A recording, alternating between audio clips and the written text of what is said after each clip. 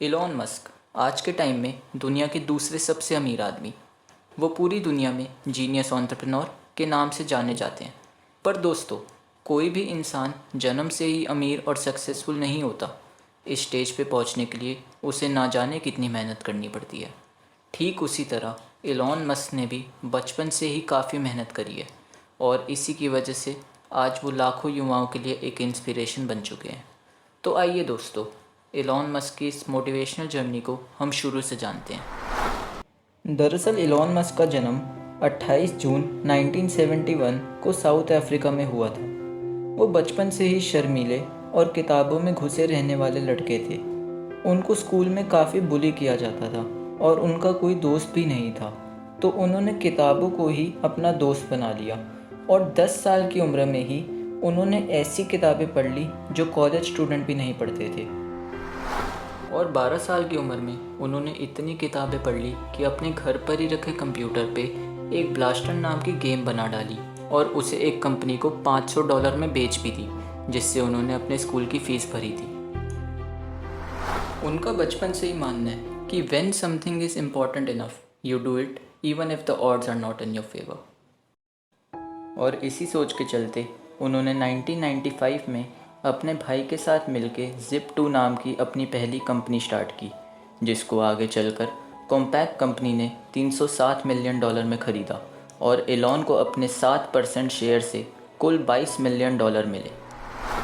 और फिर 1999 में इन पैसों में से $10 मिलियन इन्वेस्ट करते हुए उन्होंने X.com नाम की एक कंपनी स्टार्ट की, जो कि एक फाइनेंशियल सर्विस देने वाली कंपनी थी, जिसे आज के टाइम में पेपल के नाम से पूरी दुनिया जानती है। 2002 में ईबे ने पेपल को $1.5 बिलियन में ख़रीद लिया, जिसके चलते एलॉन को $165 मिलियन मिले। इतने पैसों के बाद भी एलॉन रुके नहीं और 2002 में ही उन्होंने $100 मिलियन की एक बड़ी इन्वेस्टमेंट करके अपनी SpaceX नाम की कंपनी स्टार्ट की, जो आज के समय में स्पेस लॉन्चिंग व्हीकल्स बनाने के लिए फेमस है। और यही रिस्क लेने की खूबी उन्हें बाकी दुनिया से अलग बनाती है। इसके बाद 2003 में उन्होंने 2 लोगों के साथ मिलकर टेस्ला मोटर्स नाम की कंपनी स्टार्ट की, जिसको आज अपनी पॉल्यूशन लेस इलेक्ट्रिक कार्स की वजह से पूरी दुनिया जानती है।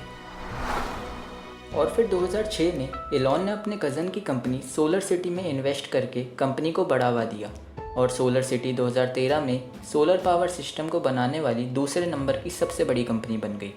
और आगे चल के 2016 में एलॉन ने इस कंपनी को टेस्ला के अंडर ले लिया और आज सोलर सिटी टेस्ला के साथ काम कर रही है और कार्स में नई नई टेक्नोलॉजी का विकास कर रही है।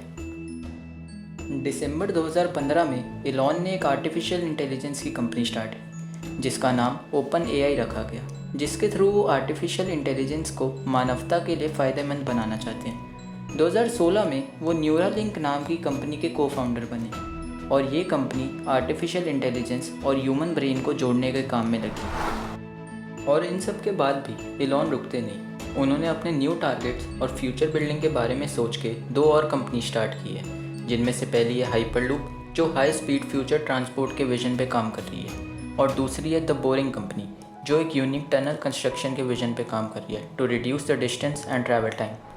तो दोस्तों, देखा ना आपने कि एलॉन मस्क अलग अलग तरह के बहुत सारे कामों में लगे हुए हैं और उनके जैसे सोच रखने वाले इंसान कुछ बड़ा कर पाते हैं। दोस्तों, एलॉन मस्क अपनी लाइफ में कई बार फेल हुए हैं, पर उन्होंने कभी हिम्मत नहीं हारी।